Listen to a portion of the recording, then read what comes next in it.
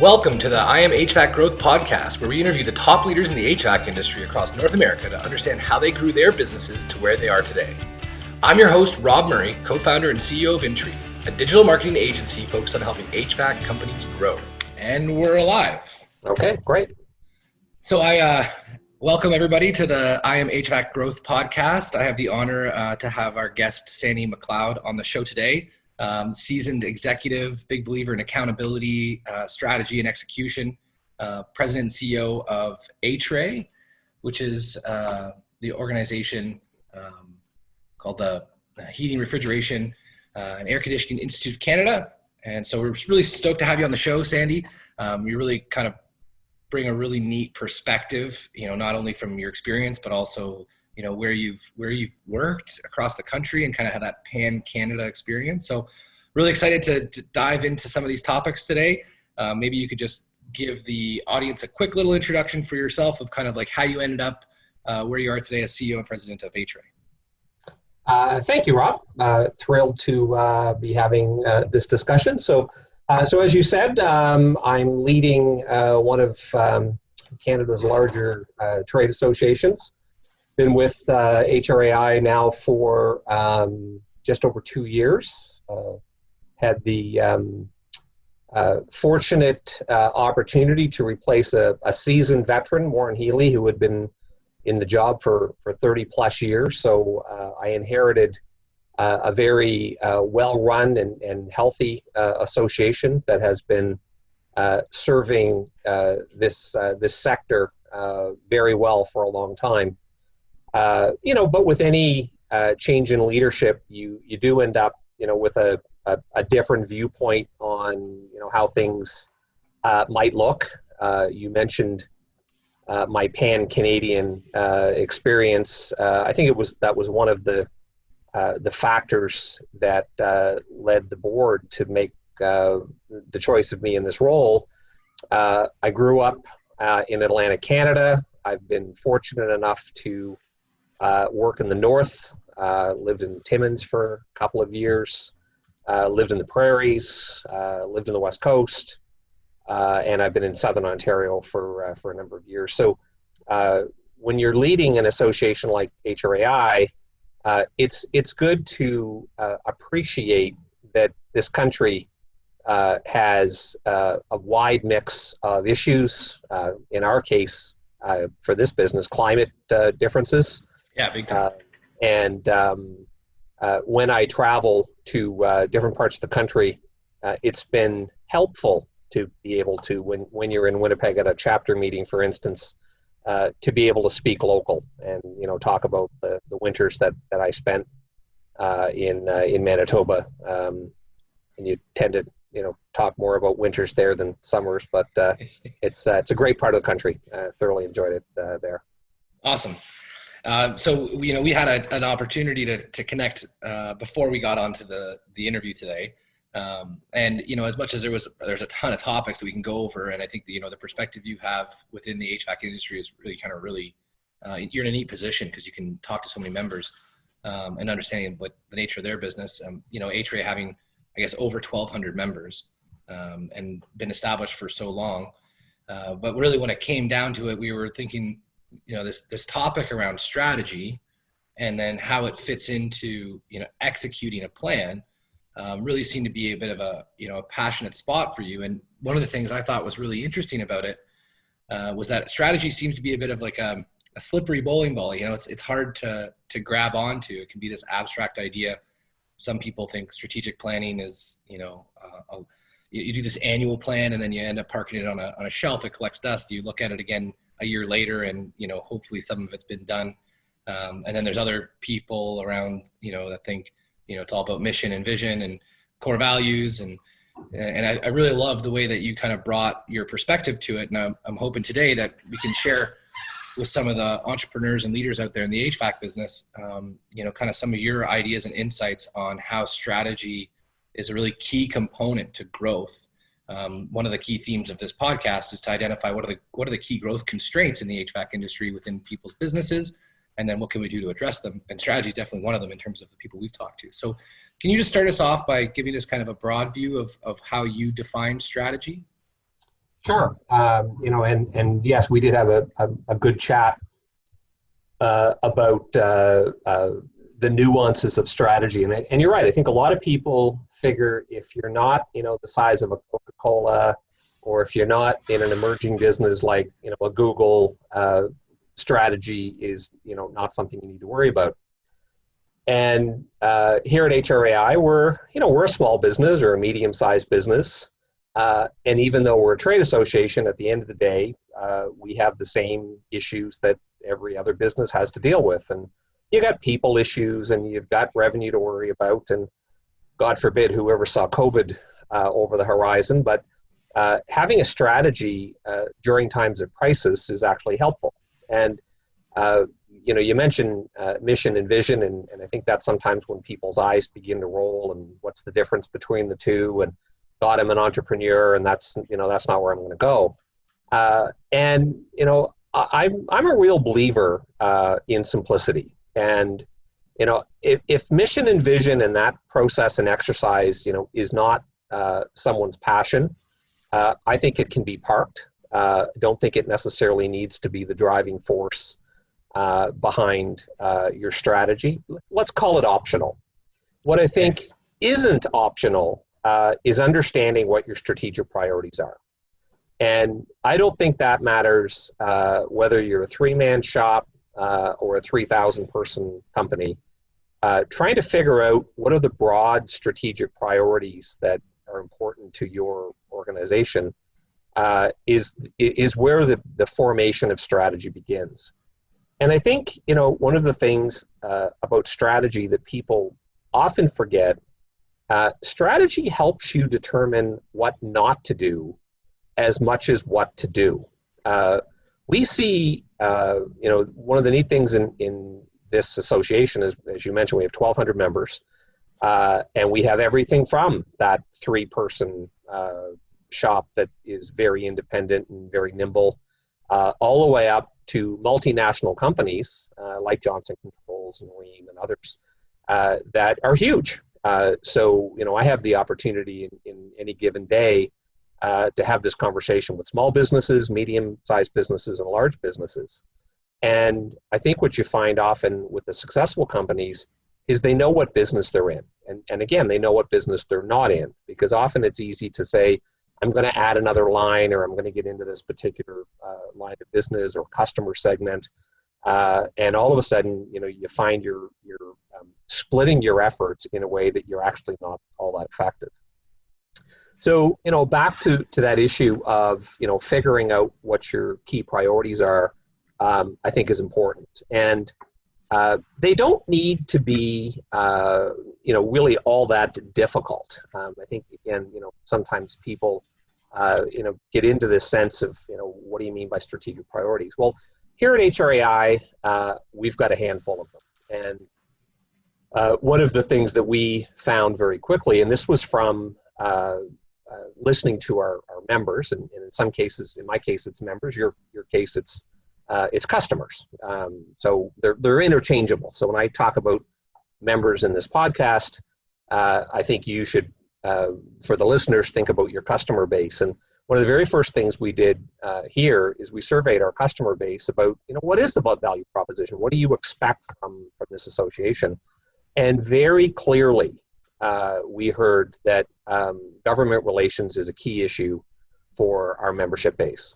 And when we unpeeled the onion a little bit and got behind that, we also found that keen issue on the environment. So energy efficiency, climate change, the changing role of refrigerants in this country.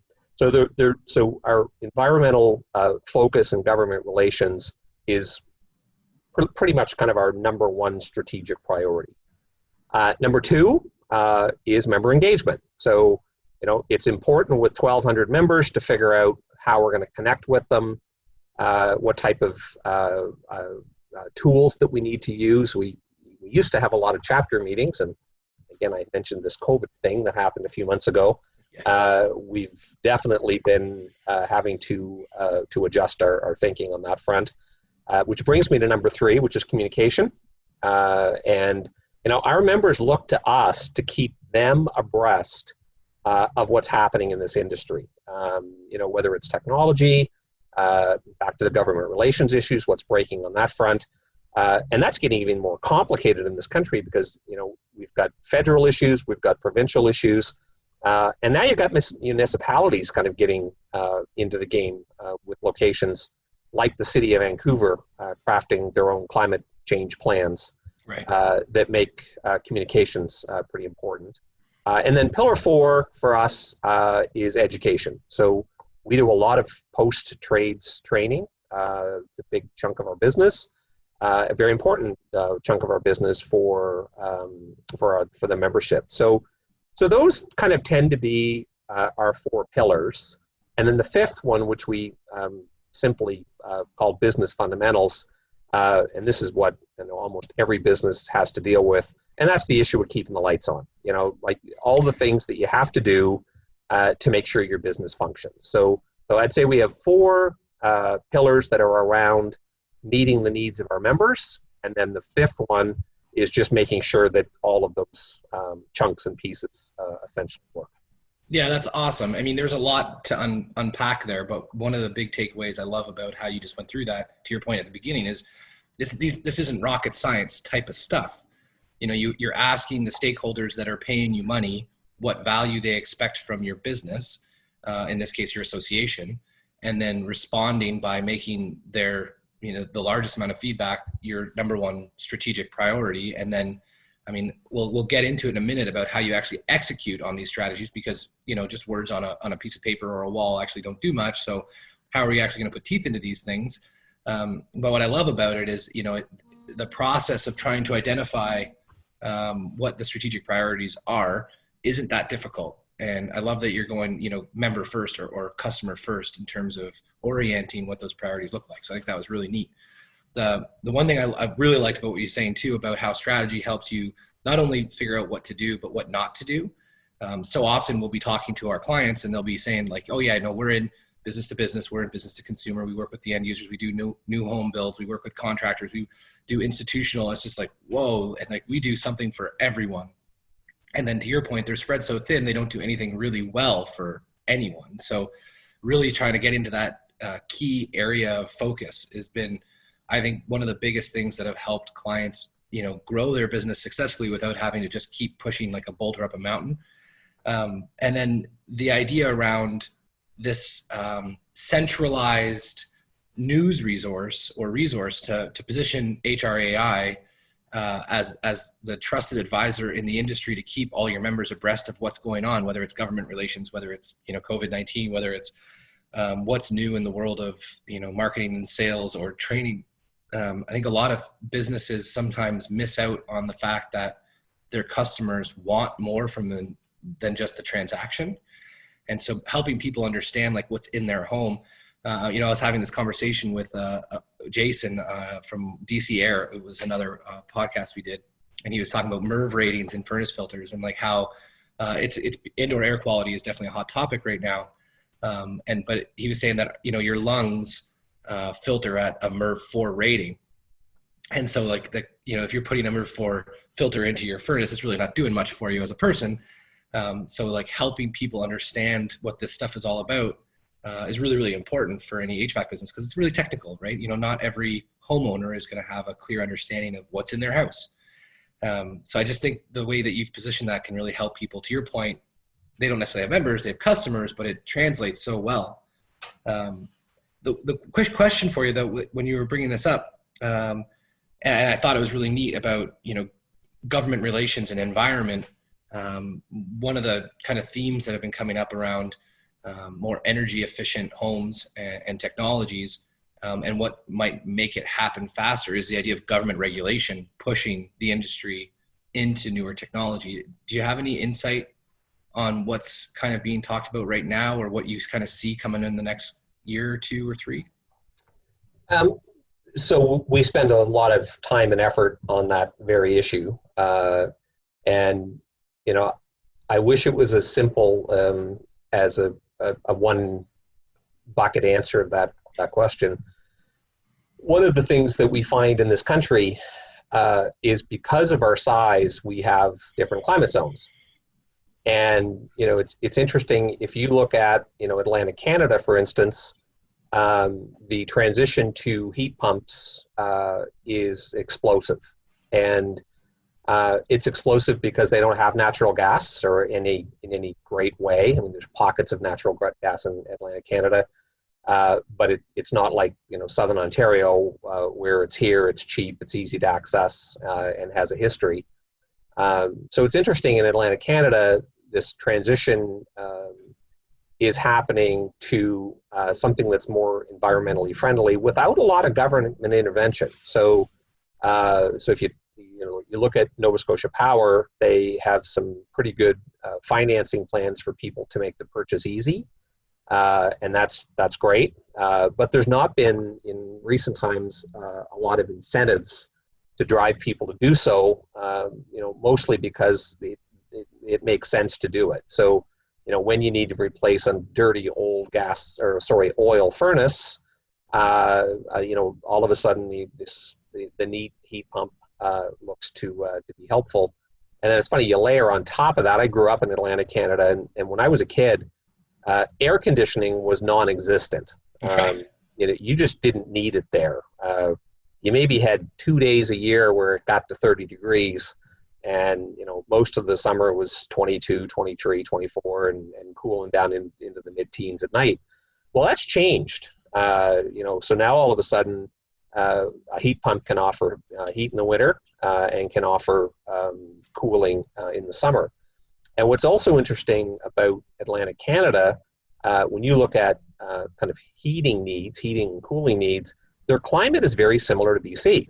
So, while Vancouver will hover in the winter at, say, +3 to +5, Halifax might be -5 to +5. So, everyone thinks it's that much colder. They get a lot of snow. The weather's more aggressive. But in our world, a heat pump meets that need fairly effectively. Still lots of debate in places like Alberta whether heat pumps in isolation will be able to meet that need. And then also you've got the issue in both Alberta and Saskatchewan of a super abundance of natural gas and a heavy reliance on natural gas to their economy. So I guess it's a bit of a long answer to your question, but I think this is going to play out differently in different regions. I think geothermal is something that has lots of environmental benefits, but it's super expensive for the end user. So you're starting to see that play out in commercial applications because they're looking at longer windows. But I was speaking to a friend of mine who's in Atlantic Canada, and he just recently had heat pumps installed in his house. And when I asked him the question about geothermal, he looked at it. He just couldn't justify the cost of it. Yeah. So, I think there's going to be all kinds of different ways this will play out. The funding or the financing that you're seeing right now in Atlantic Canada. Green On, when it was running here in Ontario, had pretty significant incentives available for conversions. I think the real issue is going to be at the end of this financial mess that we're in right now. Does the government have any money? Yeah. And I'm going to take that as a rhetorical question because I'm not going to answer it. And it's true though, right? So to see how you can incentivize the end user is going to be an interesting thing over the next 5 years. So very much. But still the idea that there's going to be different, timing solutions, regulations based on different regions makes a lot of sense. And I think, we are continuously hearing from government that climate change, energy efficiency, lower carbon emissions, all of those things, are going to absolutely be on their agenda. I think the whole COVID thing is kind of sidetracked it, derailed it a little bit, but this will come back roaring pretty aggressively when some level of normalcy begins to kind of come back into play. Yeah, that makes sense. So circling back then to this idea of strategy and execution, you talked about your 4 pillars. You mentioned the idea of advocacy and the environment, member value or member engagement, communication, education, and then the fifth one was kind of like all encompassing the rest to make sure they work properly in terms of business fundamentals. When you have defined those strategic priorities, and for the sake of our listeners and viewers, what is the first step to bringing them to life? So, I think one of the things that is, pretty important inside of each of those five pillars is trying to figure out where you'd like to be in each of them in a period of time. So, and I think in a perfect world, you try and figure out about, what are some of the situations that I'd like to see my company be in 3 to 5 years. So are you looking to grow? Are you looking to position as an expert in climate change? Is there a certain segment of the market that you hope to penetrate? And if you have access to data, things like market penetration, those types of things, those are always helpful. So it's kind of setting in each of those four pillars what that looks like. So for us, for instance, with membership, we have set a fairly lofty goal. We've got 1,200 members today. We would like to be, and again, this was done kind of pre-COVID, where we adjusting some of our expectations. I think it'd be more the timeline than the goal itself. I think what I thought was going to happen in 2 years is going to maybe take 5 to realize. But we'd set some goals around, we would like to be able to say we represent 2,000 companies in Canada that have sales in this country of over $10 billion and who employ more than 100,000 people. And the reason those numbers are important is because it brings us right back to the government relations discussion. We now have clout in Canada. So if we have those types of numbers, so when we're sitting down with government, whether it's at the provincial level or the federal level, they've got to give you a seat at the table, because all of a sudden your size is so important to the Canadian economy that they're willing to have that discussion. And when I talk about representing 2,000 companies, you'll notice I didn't say have 2,000 members.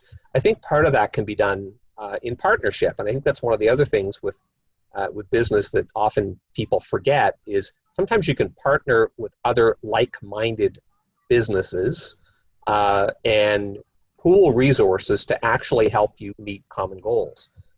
We've struck 2 of those deals in the past year that have both strengthened us financially and also given us more clout with government. The first one was with HRAI, so they're based here in Ontario, and they tend to represent large commercial contractors in the refrigeration space.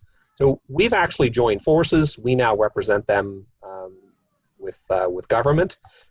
We jointly have worked on a number of initiatives.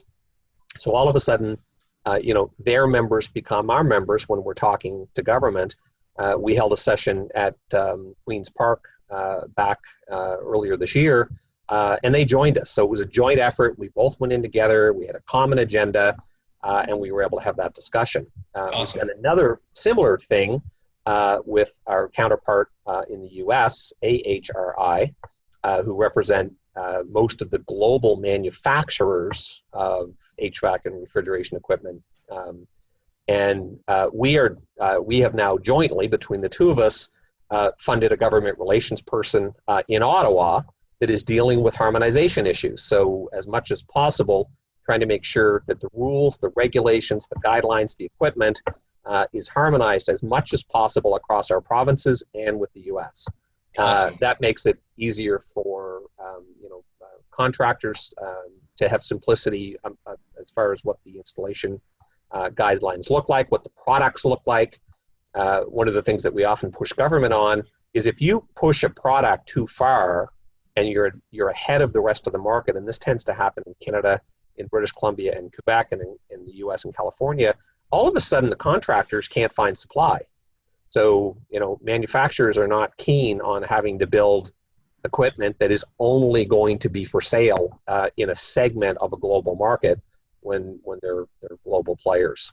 So, those are some of the kind of basics of making sure you get those macro objectives in place and they link your strategy together. So, I was talking about that 2,000 number. it played right back into my government relations strategy.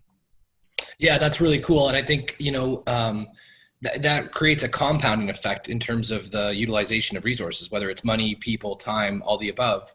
If you have the opportunity to make it so that your strategic pillars are intertwined, anytime you lean on one of them, all of them are being impacted. I think that's a really cool takeaway, because I think it's really easy to identify important stuff. Sometimes it's more difficult to identify what the most important stuff is. But if you can do so in a way that keeps everything intertwined, that can be really powerful as you're working on your strategy. So I really appreciate that perspective. I think that's a really cool takeaway that anybody, I've studied strategy for a long time, and I've never heard anybody articulate that idea specifically. So I really, really appreciate you sharing that, Sandy. Oh, cool. No, it's great. Good. So we don't have a ton of time here, but I really want to get into this idea, this crazy phenomenon that, not everybody focuses on, but this thing you call profitability. And, I think there's a really cool saying, right? Revenue is vanity, profit is sanity, and cash is king. And one of the biggest things that we can be doing right now, with regard to, getting ready for the future, whatever it brings, is operating in a profitable fashion to help build our cash.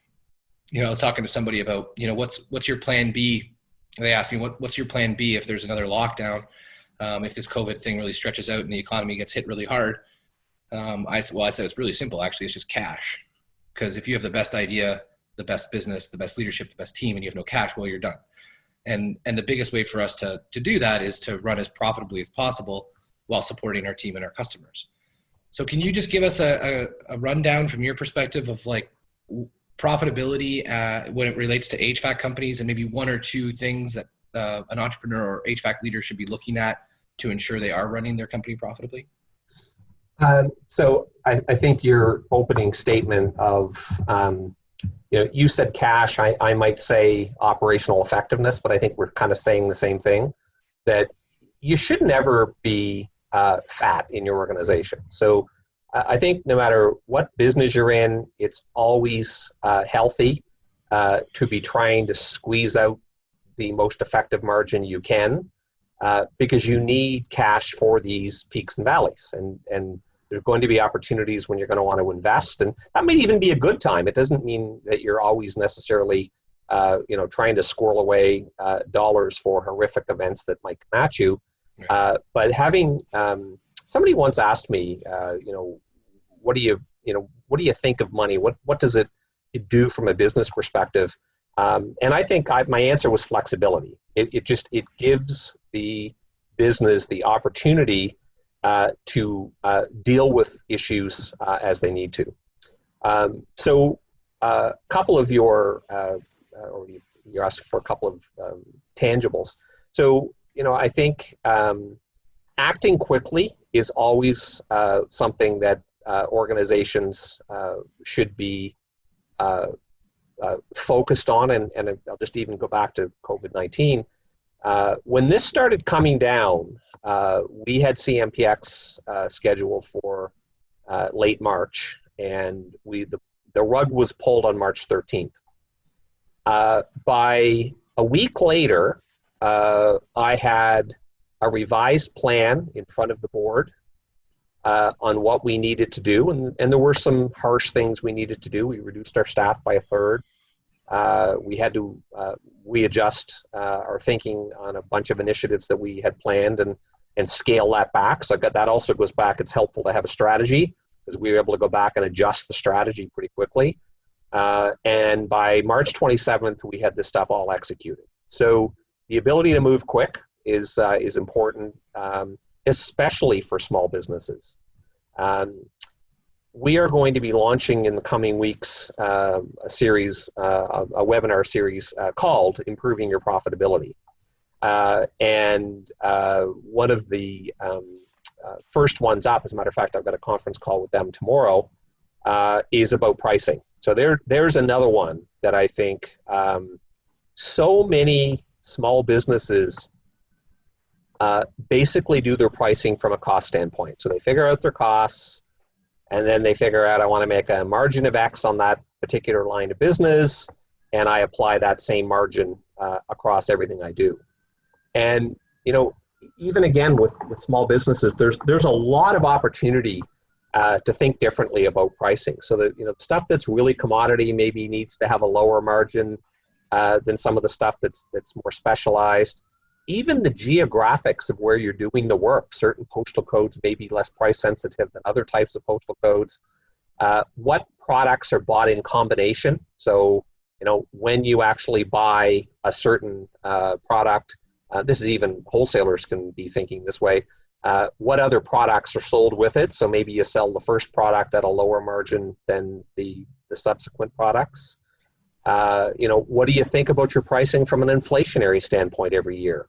It's amazing how a lot of organizations think maintaining their pricing at $1,000 for a particular job over 5 years is benefiting their customers. They'd be much better off to put a 2 or 3% increase on every year, so that when you actually have a year like this year, COVID, this is a year you freeze your pricing. So, now all of a sudden you've got, potentially pressures that, people don't have the funds, et cetera.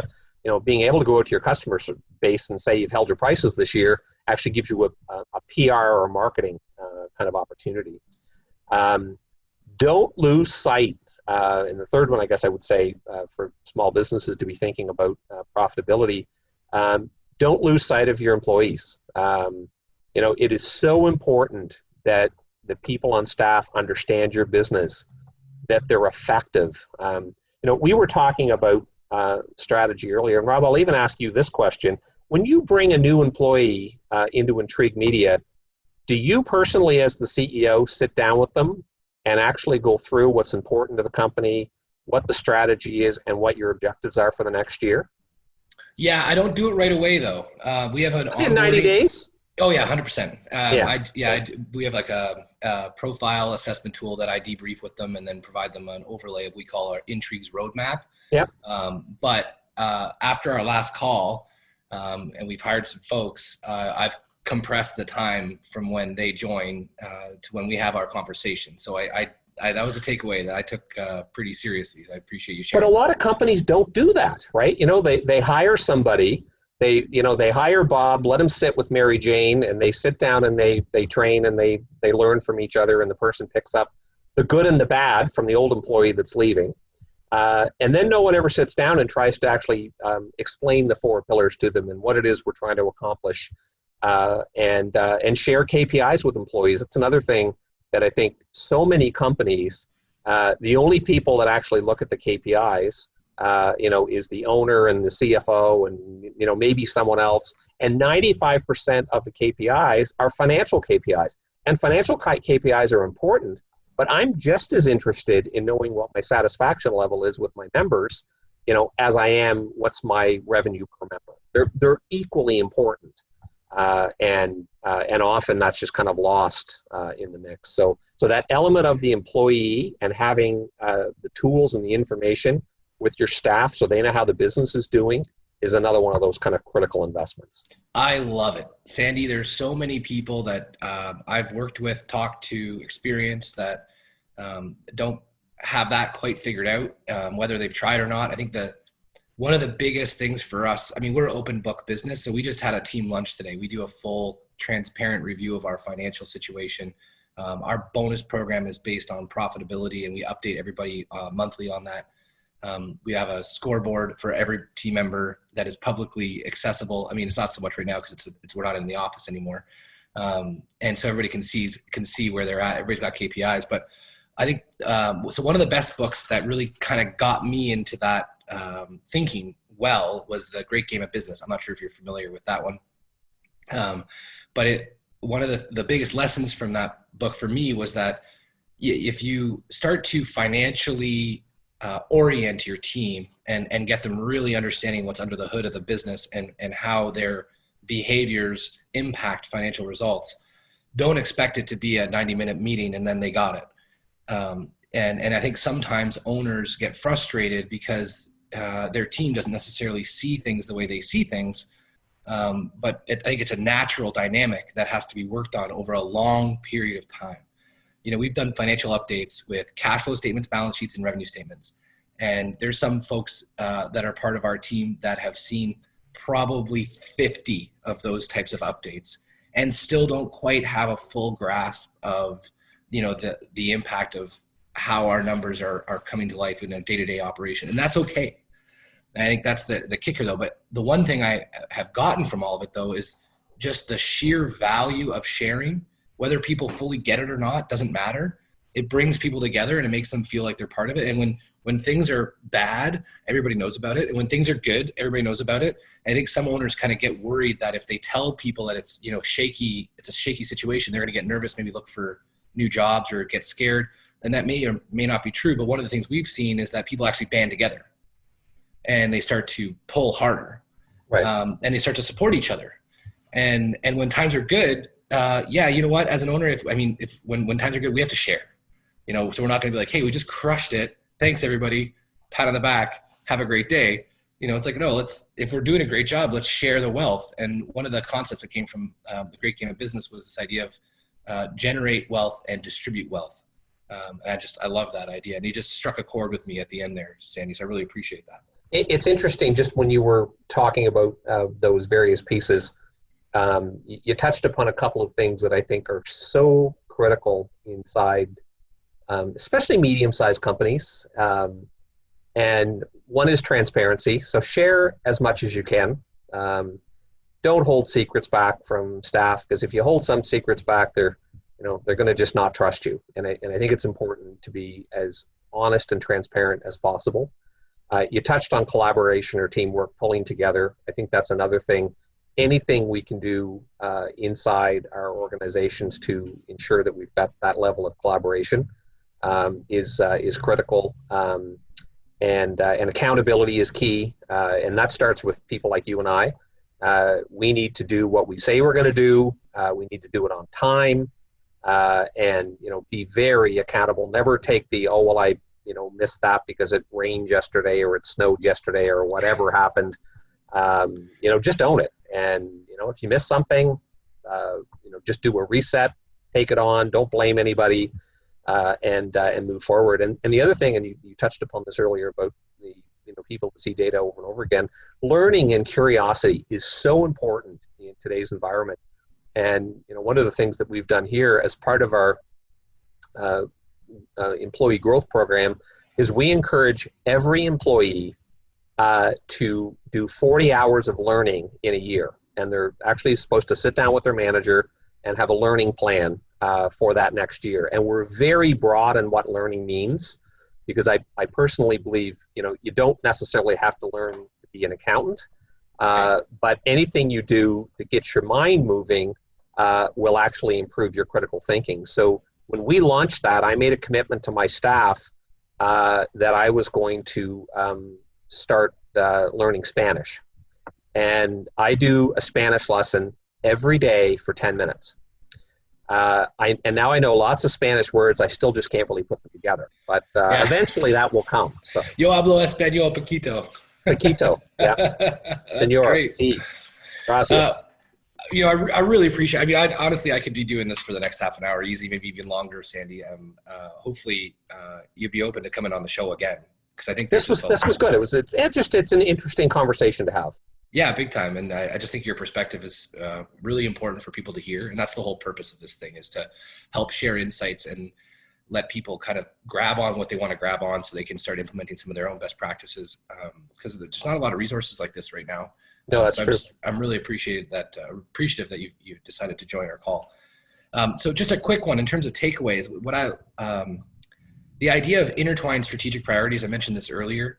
When you define, 4 or 5 pillars or 3 or whatever it is, seeing if there's opportunities to make it so that they're intertwined, so that no matter what lever you're pushing, they're all being impacted. I just think that's a really cool takeaway.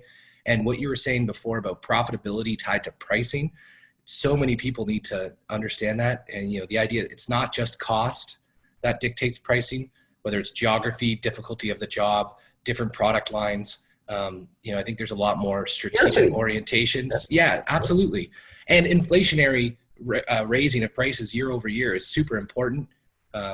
So I think there's a lot of takeaways here for people, and I just hope they get, half the value I got from it. I really do appreciate you doing this. I think that's it for today's episode of I Am HVAC Growth Podcast. And thanks again, Sandy, for being a part of it. Excellent. Thank you for having me.